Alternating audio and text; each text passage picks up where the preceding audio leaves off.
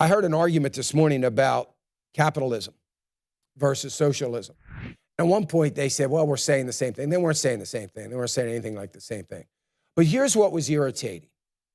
They talked about all these issues, and they never talked about the cause. They were talking about the effects on both sides of the argument, but they never talked about the cause. People say the problem in Washington is there's no leadership.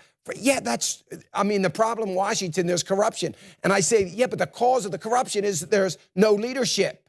That's the cause. We have no leadership. The effect is all the corruption, all the greed, all the lack of leadership that is going on in Washington. That's the effect. That's not the cause. The cause is that we have voted in a bunch of people that have no leadership abilities whatsoever. They don't know how to lead. They don't want to lead. They just want to be politicians. And I don't know how we can talk about capitalism, how we can talk about the merits of capitalism or the merits, if there are any, of socialism. I don't know how we can talk about those things without talking about what has happened to those things, and particularly capitalism, when it comes to politics. We cannot leave politicians out of the mix.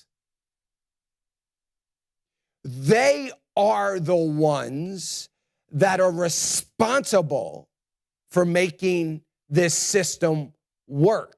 They've got to have fiscal policy. They've got to have certain level of accountability on them and on the private sector.